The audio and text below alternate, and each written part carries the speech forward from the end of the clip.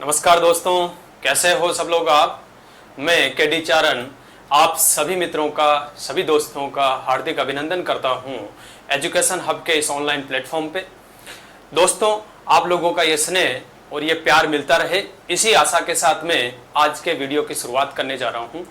हमने कल बात की थी पदार्थ के बारे में कि पदार्थ की कौन कौन सी अवस्थाएं होती है, पदार्थ को भौतिक अवस्था के आधार पर कितने वर्गों में बांटा गया है। उस टॉपिक को आज कंप्लीट करने के पश्चात अपन इस टॉपिक से रिलेटेड जितने भी कंपटीशन एग्जाम में क्वेश्चन पूछे गए हैं वो क्वेश्चन में आज अपन सोल्व करेंगे बोर्ड पे। तो बने रहिएगा वीडियो के लास्ट तक। स्टार्ट करते हैं आज का टॉपिक, पदार्थ या द्रव्य। भौतिक अवस्था के आधार पे देखो भैया, भौतिक अवस्था के आधार पे पदार्थ को 5 भागों में वर्गीकृत किया गया है। पदार्थ को कितने भागों में? 5 भागों में वर्गीकृत किया गया है। ठीक है, भौतिक अवस्था के आधार पे पदार्थ को 5 भागों में वर्गीकृत, क्लासिफिकेशन किया गया है, वर्गीकृत किया गया है।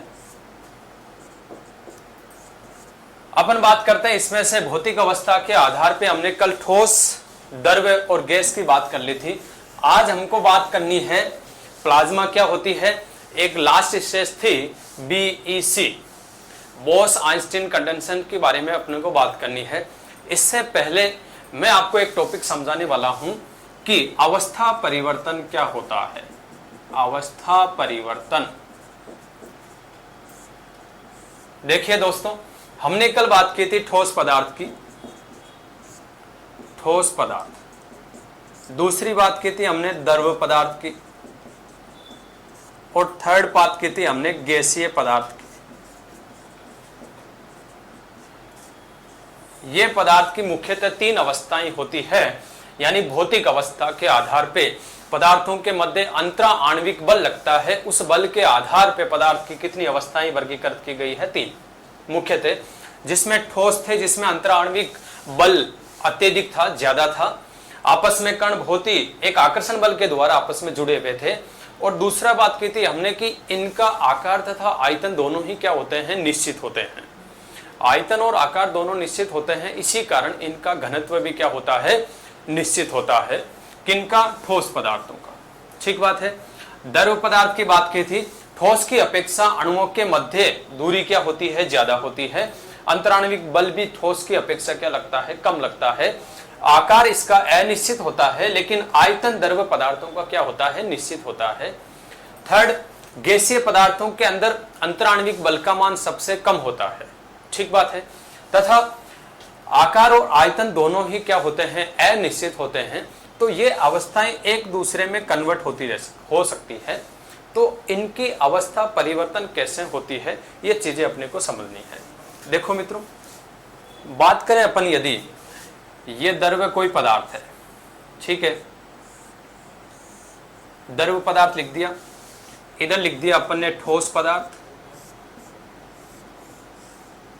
और यहां लिख दिया अपन ने गैसीय पदार्थ। ये 3 अवस्थाएं हैं, ये एक दूसरे में कन्वर्ट हो सकती है, चेंज हो सकती है। यदि ठोस पदार्थ किसमें चेंज हो रहा है? द्रव पदार्थ में चेंज हो रहा है। यदि ठोस पदार्थ है वो किस में चेंज हो रहा है? द्रव पदार्थ में चेंज हो रहा है। और यदि द्रव पदार्थ किस में चेंज हो रहा है? ठोस पदार्थ में चेंज हो रहा है। यदि ठोस किस में हो रहा है? द्रव में। इसका मतलब ठोस से क्या बन रही है? लिक्विड। इस अवस्था को क्या कहते हैं? गलन अवस्था। क्या कहा जाता है? गलन कहा जाता है। सेकंड बात करें, यदि द्रव से क्या बन रहा है? ठोस बन रहा है, इसको कहते हैं हिमन, या फिर कह सकते हैं जमना। Is that clear? सेकंड बात करते हैं, यदि द्रव पदार्थ है वो किस में कन्वर्ट हो रहा है? गैसीय पदार्थ में यदि कन्वर्ट होता है। द्रव किस में कन्वर्ट हो रहा है? गैस में कन्वर्ट हो रहा है। और गैसीय पदार्थ है वो किस में कन्वर्ट हो रहे हैं? द्रव के अंदर। यदि लिक्विड है वो लिक्विड से क्या बन रही है? गैस बन रही है, इसको क्या कहते हैं? वाष्पन। क्या कहा जाता है? वाष्पन कहा जाता है। और यदि गैस से क्या बन रहा है? द्रव बन रहा है, इसको कहते हैं संघनन। क्या कहा जाता है? संघनन कहा जाता है। ठीक है भाइयों। नेक्स्ट यदि अपन बात करें कि ठोस पदार्थ किसमें चेंज हो रहा है, गैस में। यानी ठोस से डायरेक्ट क्या बन रहा है, गैसीय पदार्थ बन रहा है। और यदि गैसीय पदार्थ से डायरेक्ट कौन सा पदार्थ बन रहा है, ठोस पदार्थ। कहने का मतलब है कि बीच के अंदर जो द्रव अवस्था आती है वो द्रव अवस्था नहीं आके डायरेक्ट ठोस पदार्थ किसमें बदल रहा है, गैसीय पदार्थों में। और गैसीय पदार्थ किसमें बदल रहे हैं, ठोस पदार्थों में। यह बहुत ही इंपॉर्टेंट क्रिया है, कई कंपटीशन एग्जाम में इससे संबंधित सवाल पूछे गए हैं। इस क्रिया को क्या कहा जाता है, ऊर्ध्वपातन, कंडेंसेशन इसे कहा जाता है। ऊर्ध्वपातन की इसे क्रिया कहा जाता है कि कोई पदार्थ है जो बिना लिक्विड अवस्था में चेंज हुए सीधा ही गैस में, या गैसीय पदार्थ बिना लिक्विड अवस्था में चेंज हुए सीधा ही ठोस अवस्था में बदल जाए। ये क्रिया क्या कहलाती है, ऊर्ध्वपातन की क्रिया कहलाती है। Is that clear? तो ये अवस्था परिवर्तन का गुणधर्म है जो ठोस, द्रव और गैस तीनों के अंदर पाया जाता है। आपने सिंपल सा एक उदाहरण लेके अपन समझते हैं, जैसे कि पानी है, जल है, किस फॉर्म में है, लिक्विड फॉर्म के अंदर है। और अवस्था परिवर्तन के क्या क्या कारण है, वो कारण अपन समझने वाले हैं कि ताप के कारण कैसे अवस्था परिवर्तन होती है, अवस्था परिवर्तन में दाब का क्या प्रभाव होता है, वो भी अपन समझने वाले हैं। तथा ये पानी को अपन क्या कर दिया, बहुत ज्यादा ठंडा कर दिया, ठीक है, यानी टेम्परेचर को क्या कर दिया, डिक्रीज कर दिया, कम कर दिया, तो क्या बन गया, बर्फ बन गया। और बर्फ किस अवस्था में होता है, सॉलिड अवस्था। Is that clear? नेक्स्ट, यदि इस पानी को अपन ने टेम्परेचर क्या कर दिया, बहुत ज्यादा बढ़ा दिया, और टेम्परेचर जब बहुत ज्यादा बढ़ जाता है तब ये पानी 100 डिग्री पे उबलने लग जाएगा और स्थिति कैसी बनेगी, गैसीय अवस्था। यानी किस में कन्वर्ट हो जाएगा, वाष्प में, वेपर्स में कन्वर्ट हो जाएगा। तो अवस्था तीनों की चेंज हो रही है। ये कैसी अवस्था है, गैसीय अवस्था है। ये कैसी, लिक्विड। ये कैसी, सॉलिड अवस्था। तो अवस्था पदार्थों में चेंज होती रहती है, उसके क्या कारण है वो अपने को पढ़ने हैं। देखो भैया, इतना समझ में आया। नेक्स्ट बात करते हैं कि अवस्था परिवर्तन को प्रभावित करने वाले कारक। अब कौन कौन से कारक है वो अपने को पढ़ना है। अवस्था परिवर्तन को प्रभावित करने वाले कारक। पहली अपन बात करें फर्स्ट पॉइंट की कि ताप का प्रभाव, कि ताप का क्या प्रभाव होता है पदार्थों की अवस्था परिवर्तन पर। ताप का प्रभाव, ताप का प्रभाव देखिएगा, यदि टेम्परेचर को अपन बढ़ा दे या टेम्परेचर को घटाते, इन दोनों स्थिति में पदार्थ का गुण है, यानी उसकी अवस्था है, वो परिवर्तित हो जाती है। कारण क्या है, टेम्परेचर बढ़ाने की वजह से उसमें जो पदार्थ के अंदर अवयवी कण है, अवयवी कणों के मध्य उपस्थित अंतराण्विक बल का मान बढ़ जाता है, जिसकी वजह से अवयवी कण अव्यवस्थित हो जाते हैं। अपन सीधा सा पॉइंट लिख सकते हैं कि पदार्थ के अंदर जो अवयवी कण है उनकी गतिज ऊर्जा का मान बढ़ जाता है यदि टेम्परेचर अपन बढ़ा दें। क्या हो जाता है, गतिज ऊर्जा का मान, काइनेटिक एनर्जी होती है, गतिज ऊर्जा का मान बढ़ जाता है। गतिज ऊर्जा का मान बढ़ जाता है, और गतिज ऊर्जा का मान बढ़ने की वजह से पदार्थों के अंदर क्या होता है, उनकी अवस्था में परिवर्तन हो सकता है। अपन सिंपल से उदाहरण की बात करें तो ताप बढ़ाने की वजह से पदार्थ की अवस्था चेंज हो जाती है। ताप बढ़ाने से पदार्थ की अवस्था परिवर्तित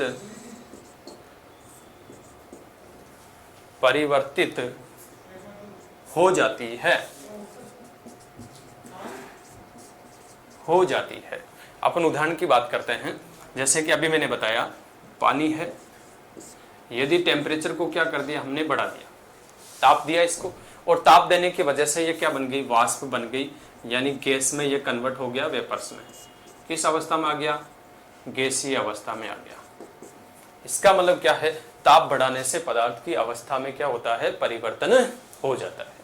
और ऊर्ध्वपातन में यही क्रिया संपन्न होती है। कैसे, देखो ऊर्ध्वपातन की क्रिया अपन यही समझ लेते हैं कि उसमें भी ताप का फैक्टर लागू होता है। ऊर्ध्वपातन क्या होता है, देखिएगा, ऊर्ध्वपातन यानी ऊर्ध्वपातन का अर्थात यानी ठोस पदार्थ है ये ठोस पदार्थ बिना लिक्विड अवस्था में बदले सीधा ही किस में चेंज हो जाता है, गैस में चेंज हो जाता है। अपन ने क्या किया, क्यों, इसका तापमान है वो अत्यधिक हमने बढ़ा दिया, यानी ताप को क्या कर दिया, बढ़ा दिया, और ताप बढ़ने की वजह से सीधा ही लिक्विड अवस्था में आए बिना ही ठोस पदार्थ किस में बदल जाता है, गैसीय पदार्थ में बदल जाता है। Is that clear? सेकंड बात करें, यदि गैस है, गैसीय पदार्थ है, और गैसीय पदार्थ बिना द्रव अवस्था में चेंज हुए सीधा ही किस में बदल जाता है, ठोस अवस्था। ऐसी स्थिति के अंदर अपने को क्या करना पड़ेगा, टेम्परेचर है, टेम्परेचर को कम करना पड़ेगा, ताप के मान को अपन क्या कर देते हैं, घटा देते हैं, और ताप का मान घटा देते हैं अत्यधिक मात्रा में। ऐसी अवस्था में ठोस से द्रव बने बिना ही, या सॉरी गैस से लिक्विड नहीं बने, इससे पहले डायरेक्ट सीधा ही क्या बन जाता है, ठोस पदार्थ बन जाता है। इसके उदाहरण बहुत इंपॉर्टेंट है, कई एग्जाम में पूछा गया है, जैसे कि अमोनियम क्लोराइड, अमोनियम क्लोराइड, नौसादर कह सकते हैं इसको, कपूर, ये सारे के सारे उदाहरण किसके होते हैं, उदरपातन के। एक उदाहरण आप इसमें और समझो, आपने पढ़ा होगा शुष्क बर्फ। क्या होती है भैया शुष्क बर्फ? शुष्क बर्फ को अपन कह सकते हैं ठोस CO2। क्या होती है, ठोस CO2। ये ठोस अवस्था में है, लेकिन यदि इस शुष्क बर्फ का टेम्परेचर अपन हाई कर दें, बढ़ा दें, तो अपने को क्या प्राप्त हो जाती है, CO2, कार्बन डाइऑक्साइड गैस प्राप्त हो जाती है। यह भी किसका उदाहरण है, उदरपातन का उदाहरण होता है। Is that clear? यहां तक समझ में आया। नेक्स्ट बात करते हैं अपन कि अवस्था परिवर्तन पर दाब का क्या प्रभाव पड़ता है। अवस्था में जो परिवर्तन होता है उसमें दाब का क्या प्रभाव पड़ता है। मैंने आपको तीनों अवस्थाएं समझाई मित्रों, उसमें एक पॉइंट मैंने बताया था संपीड्यता का। इसका पॉइंट बताया था संपीड्यता का, यानी दाब का प्रभाव। ठोस और सेकंड द्रव, इन दोनों अवस्थाओं में मैंने बताया था कि ठोसों में तथा द्रव पदार्थों में संपीड्यता का गुणधर्म नहीं पाया जाता है, यानी असंपीड्य होती है। कैसी होती है मित्रों, असंपीड्य होती है। इसमें संपीड्यता का गुणधर्म नहीं पाया जाता है। लेकिन यदि अपन बात करें किस अवस्था की, गैसीय अवस्था की, कौन सी अवस्था की बात करते हैं, गैसीय अवस्था की बात करें, तो गैसीय अवस्था पर या गैसों पर दाब का प्रभाव पड़ता है। यदि दाब के मान को अपन बढ़ा देते हैं तो उसमें क्या आती है, संपीड्यता का गुण उत्पन्न हो जाता है, यानी गैसों में संपीड्यता का गुण पाया जाता है। गैसों में संपीड्यता का गुण पाया जाता है। ठीक है, अब अपने को समझना कि गैसीय पदार्थों में संपीड्यता का गुण किससे उत्पन्न होता है, किसकी वजह से उत्पन्न होता है, दाब के कारण उत्पन्न होता है। इसका एक पॉइंट आपको याद रखना है, यदि अपन किसी गैसीय पदार्थ में ताप के मान को तो रखें कम और दाब के मान को क्या कर दें, बढ़ा दें, तो उसमें संपीड्यता उत्पन्न होती है। यदि पदार्थ में दाब के मान को उच्च रखें तथा ताप को निम्न रखें तो संपीड्यता उत्पन्न होती है। ठीक है मित्रों, तो गैसीय पदार्थों में संपीड्यता का गुण पाया जाता है। उसके लिए अपने को ताप के मान को क्या करना पड़ता है, कम, और दाब के मान को क्या करना पड़ता है, बढ़ाना पड़ता है। ठीक बात है, ताप का प्रभाव और दाब का प्रभाव। नेक्स्ट बहुत ही इंपॉर्टेंट पॉइंट है जो अपने को पढ़ना है, एक ऊष्मीय प्रसार क्या होता है। ऊष्मीय प्रसार का क्या मीनिंग होता है, देखो भैया, ऊष्मीय प्रभाव, ऊष्मीय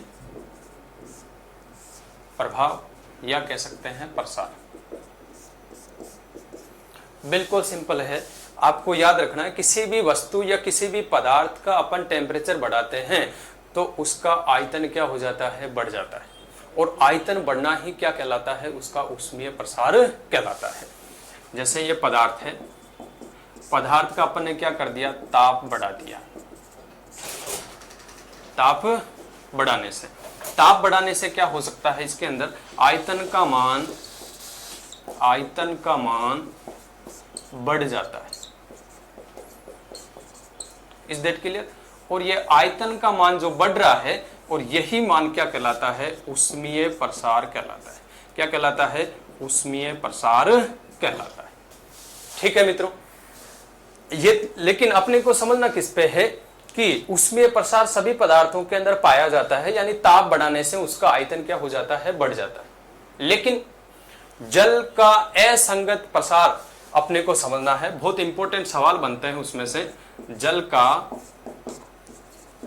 असंगत प्रसार क्या होता है मित्रों। देखो, उसमें प्रसार चीज वो की वो है, लेकिन जल के अंदर आपने कंसेप्ट सुना होगा कि 0 डिग्री से लेके 4 डिग्री तक आयतन का मान घटता है और 4 डिग्री सेंटीग्रेड से लेके 100 डिग्री सेंटीग्रेड तक ताप का मान बढ़ाएं तो उसका आयतन क्या हो जाता है, बढ़ जाता है। Is that clear? ये चीज अपने को समझनी है और इसी को अपन जल का असंगत प्रसार कहते हैं। ठीक बात है। यदि जल का तापमान 0 डिग्री से 4 डिग्री सेंटीग्रेड तक बढ़ाया जाता है तो आयतन घटता है। तो आयतन क्या होता है, घटता है। Is that clear? लेकिन इसमें एक चीज अपने को और समझनी है, घनत्व वाली फैक्टर, कि घनत्व होता है वो उसका फॉर्मूला अपन ने क्या लिखा था, द्रव्यमान अपॉन आयतन। द्रव्यमान अपॉन क्या होता है, आयतन, यानी मास अपॉन वॉल्यूम। ठीक है। अब यदि आयतन का मान देखो, यदि 4 डिग्री सेंटीग्रेड तक आयतन का मान क्या हो रहा है, कम हो रहा है, इसका मतलब आयतन का मान क्या हो रहा है, कम हो रहा है, तो घनत्व का मान क्या हो जाता है, बढ़ जाता है। बहुत ही इंपॉर्टेंट सवाल बनता है, कई कंपटीशन एग्जाम में यह सवाल पूछा गया है कि जल का कितने डिग्री सेंटीग्रेड ताप पे डेंसिटी यानी घनत्व का मान उच्चतम होता है। तो आंसर अपने को क्या देना है कि 4 डिग्री सेंटीग्रेड पे जल का घनत्व का मान है जो उच्चतम होता है। क्लियर? यहां नोट लगा के लिख देते हैं अपन कि 4 डिग्री सेंटीग्रेड ताप पर जल का घनत्व अधिकतम होता है। जल का घनत्व अधिकतम होता है और 4 डिग्री सेंटीग्रेड ताप से 100 डिग्री सेंटीग्रेड ताप तक आयतन का मान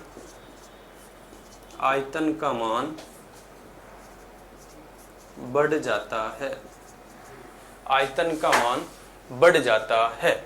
ठीक है, ये चीज समझ में आ गई कि अधिकतम घनत्व का मान कब होता है, यानी 4 डिग्री सेंटीग्रेड ताप पर जल का घनत्व अधिकतम होता है। बहुत ही इंपॉर्टेंट सवाल है, काफी एग्जाम में इससे रिलेटेड क्वेश्चन बना है, पूछा जाता है और आगे बन सकता है, तो याद रखना। नेक्स्ट बात करते हैं, यहां तक समझ में आया, अवस्था परिवर्तन कंप्लीट आपको समझा दिया गया है। अब पदार्थ की भौतिक अवस्थाएं मैंने शुरुआत में कितनी बताई थी, 5। उसमें से अपने ठोस अवस्था, गैसीय अवस्था, द्रव अवस्था तीनों पढ़ ली है। अगली चौथी अवस्था की बात करते हैं, प्लाज्मा। ठीक है, क्या होती है भैया प्लाज्मा अवस्था? प्लाज्मा अवस्था से संबंधित कई इंपॉर्टेंट क्वेश्चन बनते हैं, वो अपने को समझना है। देखिएगा, प्लाज्मा कौन सी अवस्था है पदार्थ की चतुर्थ अवस्था है। पदार्थ की चतुर्थ अवस्था है। यदि बात करें कि इसकी खोज किसने की, विलियम क्रुक्स नामक वैज्ञानिक ने इसकी खोज की थी। विलियम क्रुक्स नामक वैज्ञानिक ने इसकी खोज की थी। ठीक बात है। नेक्स्ट बात करते हैं अपन कि प्लाज्मा अवस्था होती क्या है, कैसी प्लाज्मा अवस्था होती है। यदि किसी गैसीय पदार्थ है कोई, उस गैसीय पदार्थ का अपन तापमान और ज्यादा बढ़ा दे, इंक्रीज कर दे, ऐसी अवस्था में उपस्थित जो भी उसका अवयवी कण है, और अवयवी कण का मैंने आपको अर्थ बता दिया। अवयवी कण का मतलब क्या होता है, परमाणु, या अपन कह सकते हैं अणु, क्योंकि परमाणु के द्वारा ही किसका निर्माण होता है, अणु का निर्माण होता है। और परमाणु और अणु नेक्स्ट टाइम अपन यही पढ़ने वाले हैं। तो परमाणु यदि टेम्परेचर का मान अत्यधिक दे दिया जाए, ऐसी अवस्था के अंदर परमाणु में उपस्थित जो इलेक्ट्रॉन है और जो प्रोटॉन है, इलेक्ट्रॉन और प्रोटॉन, इन दोनों के मान, यानी प्रोटॉन तो पॉजिटिव आवेश और इलेक्ट्रॉन कैसा होता है, नेगेटिव आवेश। कहने का मतलब है कि इलेक्ट्रॉन यानी नेगेटिव आवेश तथा पॉजिटिव आवेश दोनों क्या हो जाते हैं, अलग अलग हो जाते हैं, आयनीकृत हो जाते हैं। अपन इस अवस्था को कह सकते हैं कि प्लाज्मा अवस्था होती है, वो कैसी होती है, आयनीकृत अवस्था होती है। कैसी अवस्था होती है, आयनीकृत अवस्था होती है। यदि मैं आपको बोलूं कि कोई ठोस पदार्थ है, उसमें विद्युत का संचरण होता है, इज दैट क्लियर? लेकिन यदि वो आयनित अवस्था में है तो ही उसमें विद्युत का संचरण होता है, अन्यथा नहीं होता है। लेकिन प्लाज्मा ऐसी अवस्था है जो आयनीकृत होती है, अर्थात इसमें विद्युत का संचरण लगातार होता है। इसमें आयन्स पाए जाते हैं, पॉजिटिव व नेगेटिव। ये आयनित अवस्था के रूप में पाई जाती है, अतः इसमें विद्युत का संचरण होता है। ठीक बात है। यहां लिख देते हैं अगला पॉइंट कि प्लाज्मा अवस्था है वो एक आयनीकृत अवस्था होती है। आयनीकृत अवस्था होती है, अर्थात आयन पाए जाते हैं, आयन पाए जाते हैं। पॉजिटिव आवेश व नेगेटिव जो परमाणु के अंदर आवेश होते हैं वो क्या हो जाते हैं, अलग अलग हो जाते हैं, अलग अलग हो जाते हैं। यानी आवेश है वो पॉजिटिव और नेगेटिव के रूप में अलग अलग उपस्थित होते हैं। कैसी अवस्था है, आयनीकृत अवस्था होती है। और आयनीकृत अवस्था होने के कारण इस अवस्था में विद्युत का क्या होता है, संचरण होता है। विद्युत की कैसी होती है, सुचालक होती है, यानी विद्युत का इसमें प्रवाह होता है। इसमें आयनीकृत करने की आवश्यकता नहीं है।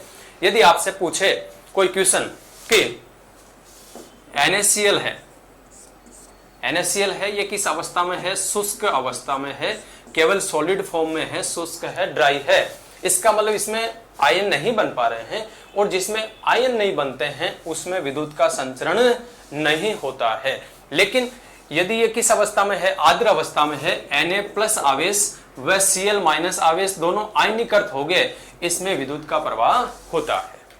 तो ये प्लाज्मा अवस्था है, ये कैसी होती है, आयनीकृत अवस्था होती है, अर्थात इसमें विद्युत का प्रवाह होता है, विद्युत का प्रवाह होता है। याद रहेगा। एक क्वेश्चन और इसमें से पूछा जाता है कि ब्रह्मांड के अंदर सबसे अधिक कौन सी अवस्था पाई जाती है, तो याद क्या रखना है, कौन सी अवस्था पाई जाती है, प्लाज्मा अवस्था। सबसे सर्वाधिक अवस्था में कौन सी अवस्था पाई जाती है, प्लाज्मा अवस्था ब्रह्मांड में सर्वाधिक पाई जाती है। ठीक बात है, इतना समझ में आया। नेक्स्ट बात करते हैं अगली अवस्था। कौन सी अवस्था भैया, लास्ट 5वीं, BEC। पूरा नाम क्या होता है, BEC का Bose-Einstein condensate. BEC Bose-Einstein condensate. ये पदार्थ की कौन सी अवस्था है भैया, 5वीं अवस्था होती है। कौन सी अवस्था होती है, पदार्थ की 5वीं अवस्था। पदार्थ की पांचवी अवस्था। इसमें समझो एक पॉइंट अपने को याद रखना है कि जो प्लाज्मा अवस्था अपने को प्राप्त हुई थी वो गैसीय पदार्थों का टेम्परेचर क्या कर दिया था, अपन ने बहुत ज्यादा हाई कर दिया था, तो सारे परमाणु किस अवस्था में आ गए, आयनीकृत अवस्था में आ गए। ठीक बात है। तो कौन सी अवस्था प्राप्त हुई अपने को, प्लाज्मा अवस्था। लेकिन ये बोस आइंस्टीन कंडेंसेट, इस अवस्था के अंदर क्या होता है, सर्वप्रथम इस अवस्था की भविष्यवाणी कौन से वैज्ञानिक ने की थी। सवाल बनता है, पूछा जाता है कि प्रोफेसर सत्येंद्र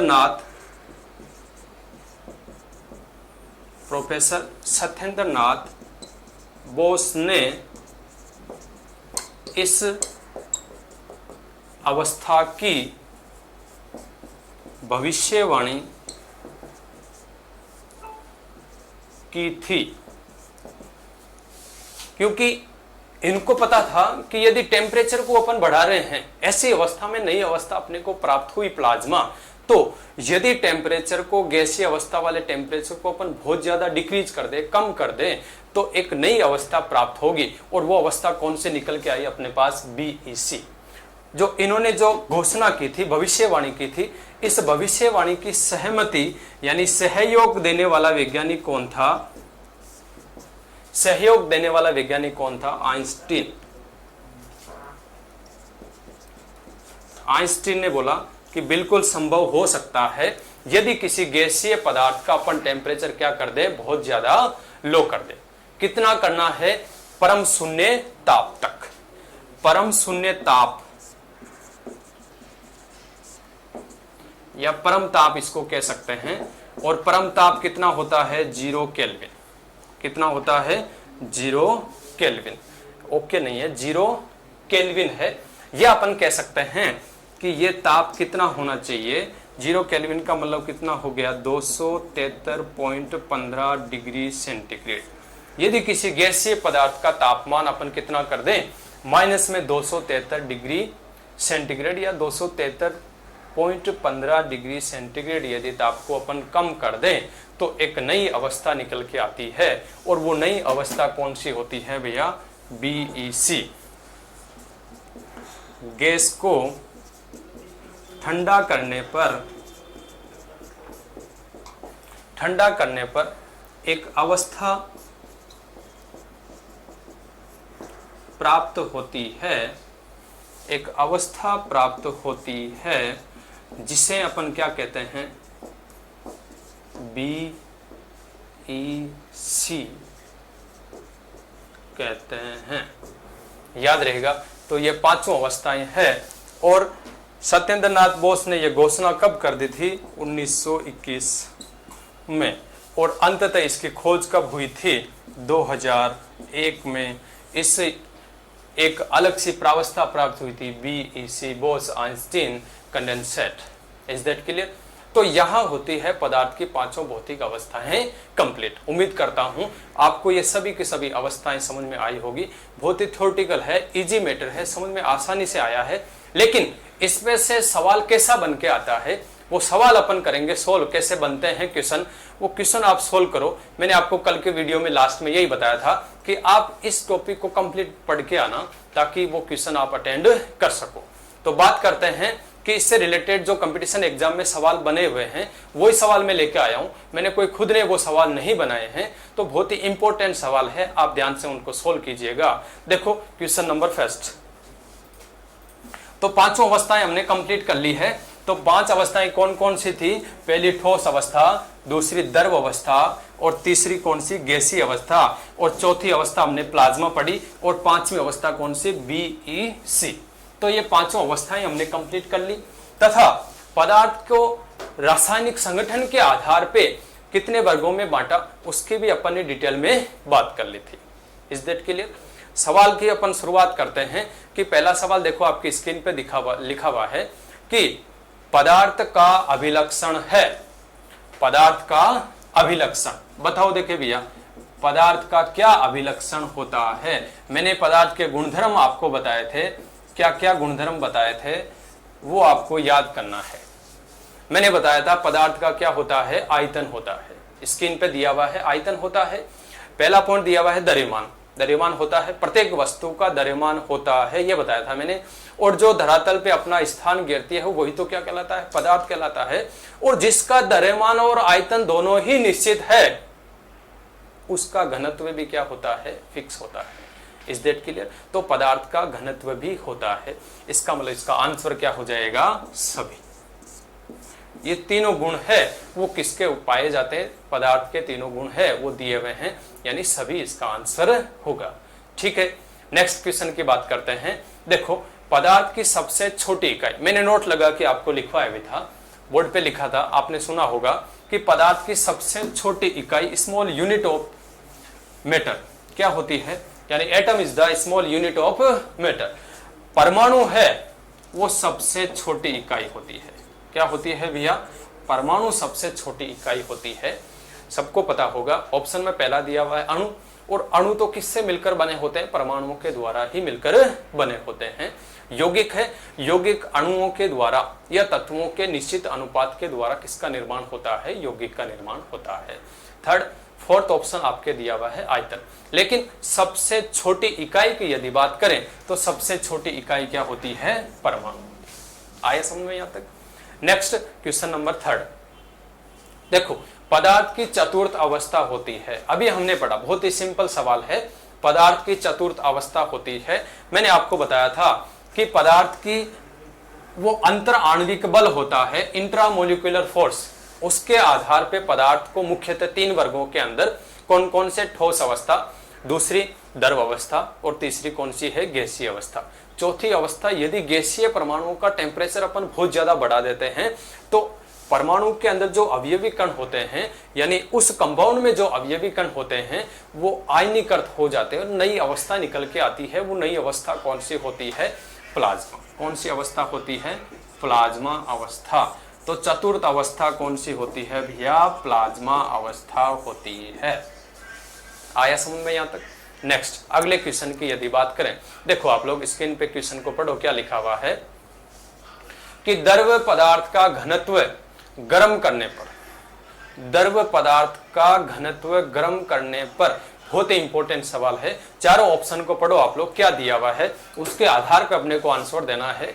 ये कंटेंट मैंने पूरा टॉपिक के अंदर दिया था कि टेम्परेचर को बढ़ाने से क्या होता है, टेम्परेचर को घटाने से क्या होता है, ये सारा आपको समझाया हुआ है। बताओ देखिए कौन सा इसका आंसर होगा। यदि तरल पदार्थ का घनत्व गर्म करने पर क्या प्रभाव पड़ता है घनत्व पे, तापमान को क्या कर दिया अपन ने, बढ़ा दिया। तापमान बढ़ा देंगे तो इसमें कौन सा आंसर होगा, कम हो जाता है।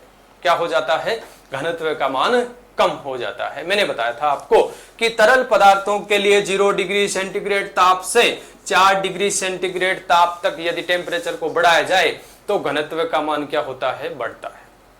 लेकिन टेम्परेचर को यदि और ज्यादा अपन बढ़ाए तो क्या होता है, उसका घनत्व का मान क्या हो जाता है, कम हो जाता है। तो आंसर क्या होगा आपके, कम हो जाता है,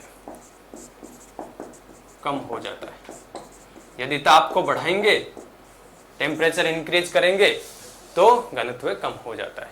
अगले क्वेश्चन पे चलते हैं, बात करते हैं क्वेश्चन नंबर 5। पदार्थ का गैस से द्रव अवस्था में बदलना कहलाता है। बहुत ही इजी सवाल है कि पदार्थ का द्रव से गैस अवस्था में बदलना कहलाता है। किस अवस्था से, गैस से द्रव अवस्था में बदलना कहलाता है। बताइए देखें, मैंने आपको पूरा बताया था, द्रव लिखा था, इधर ठोस लिखा था, इधर मैंने लिखा था गैस। ये तीनों आपस में क्या हो सकते हैं, चेंज हो सकते हैं, एक्सचेंज हो सकते हैं।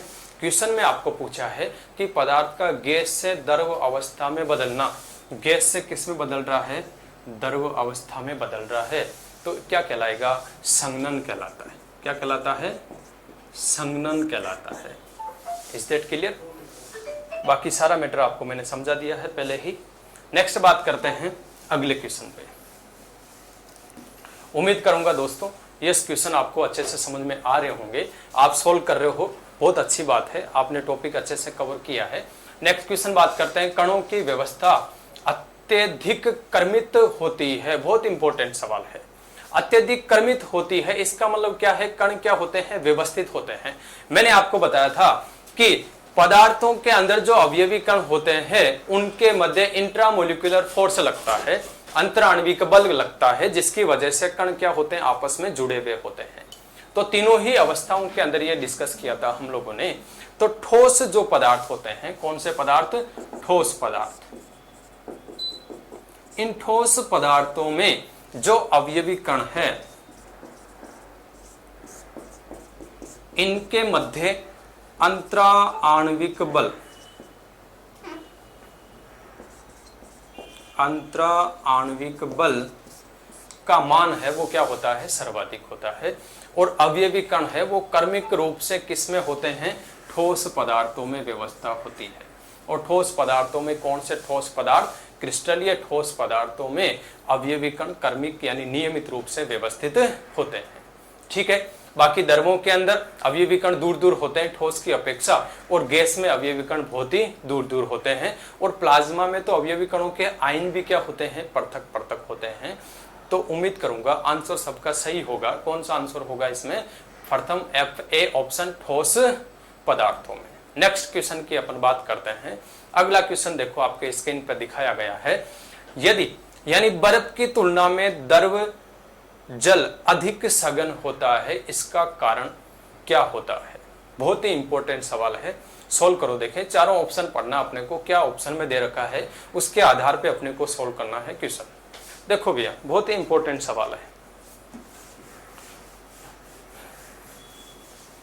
बर्फ लिखा हुआ, एक तो ये लिख दिया भैया अपन ने बर्फ, और इधर लिख दिया अपन ने जल। सघन का मतलब क्या होता है, कण पास पास, क्या होता है, कण पास पास। उम्मीद करूंगा आंसर सबने बहुत अच्छे से दिया है। तो सघनता की बात करते हैं, कण पास पास किस में होते हैं, यानी कण किस में पास होंगे, जल के अंदर। ठीक है, बर्फ की बात करते हैं तो बर्फ के अंदर क्या पाया जाता है, वायु अवकाश पाया जाता है। क्यों पाया जाता है, इसमें कौन सा एक बंध बनता है जिसकी वजह से इसका आयतन बढ़ जाता है। आपने देखा होगा यदि फ्रीजर में अपन बर्फ रखते हैं, गिलास पानी बीकर यानी पूरा भर के रखते हैं, तो बर्फ जमने के पश्चात क्या होता है, यह बीकर हल्का सा इस प्रकार से बर्फ जमती है। क्यों, क्योंकि आयतन हल्का सा बढ़ जाता है। किसकी वजह से, क्योंकि अणुओं के मध्य कौन सा बंध बन जाता है, हाइड्रोजन बॉन्डिंग हो जाती है, हाइड्रोजन बंध बन जाता है, जिससे उसमें वायु अवकाश रह जाते हैं। ठीक है, अब बर्फ में तो वायु अवकाश है, लेकिन इसमें कण दूर दूर हो गए वायु अवकाश के कारण। जल के अंदर क्या होते हैं, गर्म करते ही ये सारे के सारे वायु अवकाश क्या हो जाते हैं, जो हाइड्रोजन बॉन्डिंग है वो टूट जाती है, बिखर जाती है, जिसकी वजह से कण क्या हो जाते हैं, पास पास आ जाते हैं। देखो भैया स्क्रीन पे ये मैंने लिखा ऑक्सीजन, हाइड्रोजन, हाइड्रोजन। ठीक बात है, ऑक्सीजन, हाइड्रोजन, हाइड्रोजन, ऑक्सीजन,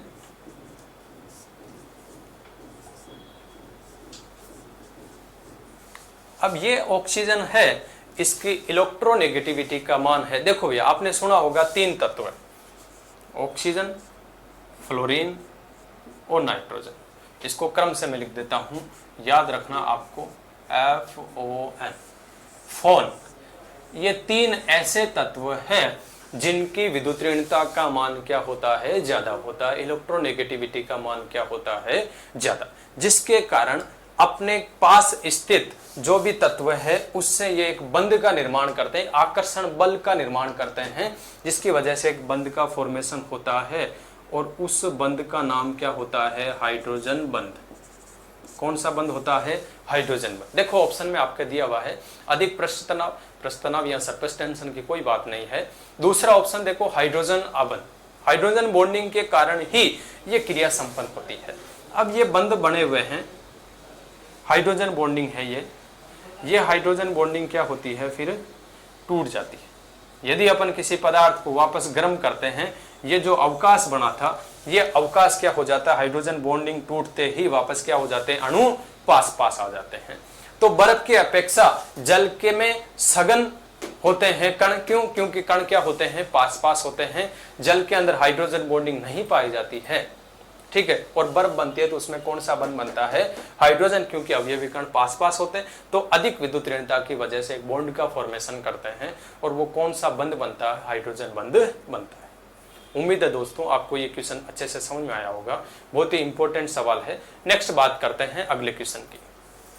देखो स्क्रीन पे क्वेश्चन लिखा हुआ है आपके कि पदार्थ की अवस्थाओं में से एक है, कि पदार्थ की अवस्थाओं में से एक है जो बहुत ही कम घनत्व वाली गैस का अत्यंत कम तापमान के तहत ठंडा करके प्राप्त होती है। मैंने आपको बताया था कि गैसीय पदार्थ है, कौन से पदार्थ, गैसीय पदार्थ। यदि इन गैसीय पदार्थों का तापमान बहुत ज्यादा बढ़ा दे, अपन टेम्परेचर को बहुत ज्यादा इंक्रीज कर दें, तो कौन सी अवस्था प्राप्त होती है, प्लाज्मा। लेकिन यहां किसकी बात कर रहे हैं, टेम्परेचर को क्या कर देना है, कम कर देना, ठंडा कर देते हैं। तो इस गैसीय पदार्थ का तापमान अपन क्या कर रहे हैं, डिक्रीज कर रहे हैं, बहुत ज्यादा कम कर रहे हैं, तो एक नई अवस्था निकल के आती है। मैंने अभी डिस्कस किया था आपको कि वो कौन सी अवस्था आती है, BEC, बोस-आइंस्टीन कंडेंसेट अवस्था प्राप्त होती है।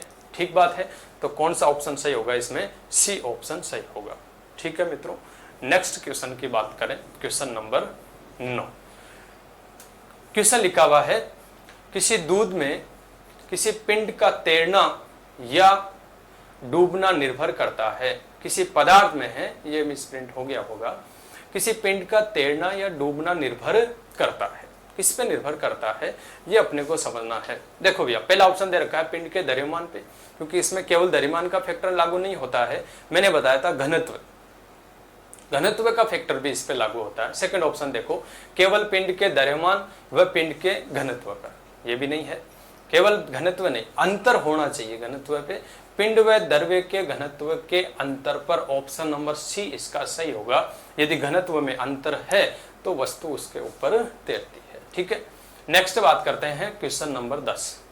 क्वेश्चन नंबर 10 देखो पढ़िएगा, क्या क्वेश्चन लिखा हुआ आपके स्क्रीन पे दिया हुआ है कि किसी पदार्थ को एक अवस्था से दूसरी अवस्था में कैसे परिवर्तित किया जा सकता है, किस आधार पे इसको अपन परिवर्तित कर सकते हैं, वो समझना अपने को। एक अवस्था से दूसरी अवस्था में परिवर्तित करने का देखो रीजन मैंने आपको बता दिया है, क्या क्या कारण होते हैं। अवस्था परिवर्तन के ताप का प्रभाव मैंने आपको समझा दिया है, और दाब का प्रभाव भी मैंने आपको समझा दिया है। पहला ऑप्शन देखो, इलेक्ट्रोलाइट का प्रयोग कर, नहीं, दाब बढ़ाकर, उसमें ऊर्जा को अवशोषित और वितरित करके, और चौथा ऑप्शन दे रखा है अम्ल व क्षार का प्रयोग करके। इसमें देखो ऑप्शन नंबर 3 आपके दिया हुआ है, उसमें ऊर्जा को अवशोषित और वितरित करके, यानी टेम्परेचर को बढ़ा करके अपन घटा करके किसी भी पदार्थ की अवस्था में परिवर्तन ला सकते हैं। तो क्वेश्चन नंबर 10 का आंसर क्या हो जाएगा, सी। ठीक है दोस्तों, यहां तक आपको समझ में आया होगा। मैं उम्मीद करूंगा आपको ये सारे क्वेश्चन समझ में आए होंगे।